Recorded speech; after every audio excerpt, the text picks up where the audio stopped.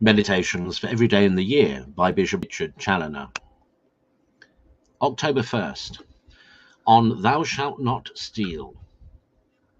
Consider first that by this commandment God forbids all manner of wrong to our neighbour in his goods, rights, or worldly possessions, whether by open violence or by fraud, by stealing or by overreaching, by cheating in buying or in selling, or in any other bargain, by keeping from him what is his, or not giving him his dues, or not paying just debts, or by any extortion whatsoever, or any usury in the loan of money or other things, or by putting him to any unjust charges, or by spoiling or damaging what belongs to him.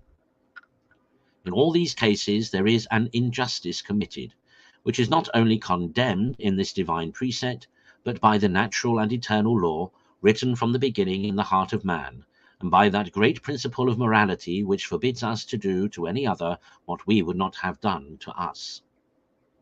And yet how many ways are poor mortals daily guilty of breaking through this divine and eternal law for the sake of this wretched mammon of worldly interest, the great God of this world, and that in spite both of law and gospel, honour and honesty, conscience and religion. And how often do they affect to deceive themselves herein with vain pleas and pretexts, intended on purpose to cloak their guilt, and to hide it, if possible, not only from others, but also from their own consciences, that so they may go on without disturbance in the way that leads to death, by persuading themselves that all is right. But God is not to be deceived, who has declared that the unjust shall never possess his kingdom, 1 Corinthians 6:9. O examine yourselves, Christians, impartially upon this head of justice in your dealing with your neighbours. For there is nothing more easy than for you to deceive yourselves herein, the consequences of which would be most dreadful to your souls.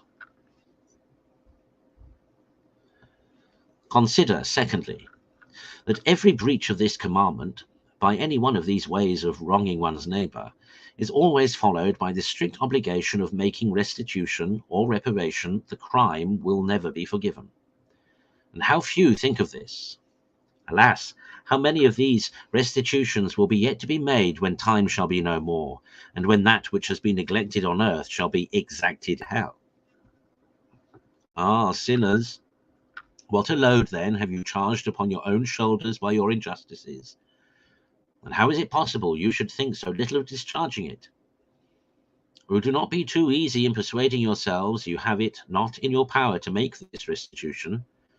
You cannot deceive the all-seeing eye of him who clearly discerns how much you might do, if you would but retrench all superfluities in your expenses, would truly take to heart this necessary duty of satisfying justice in the first place, and would use all possible industry and labour for that end.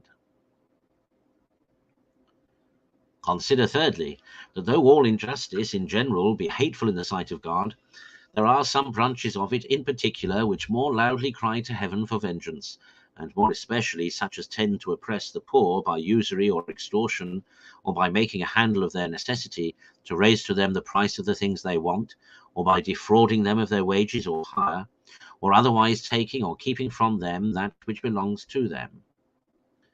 Oh, how heinous are all these sins in the eyes of him who is the father of the poor! They are like murder in his sight. There is a curse entailed upon all such substance as is gathered together by oppressing his children, and so there is upon all sacrilegious rapines, by which the church or temple of God or his ministers are defrauded of what is their due, or by which pious foundations or donations are diverted from the purposes of religion to profane uses. In all such cases, God looks upon the wrong as done to himself, and will certainly revenge it both here and hereafter. All that gold which is brought into the coffers by robbing either the poor or the church shall not only moulder away itself, but shall consume all the rest it shall find there, together with the master of it.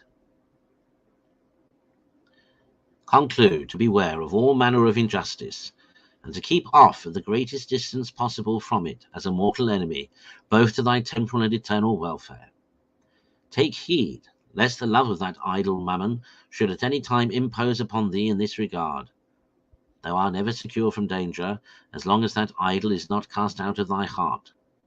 For, as the wise man assures us, Ecclesiasticus 10:10, there is not a more wicked thing than to love money, for such a one setteth even his own soul to sale.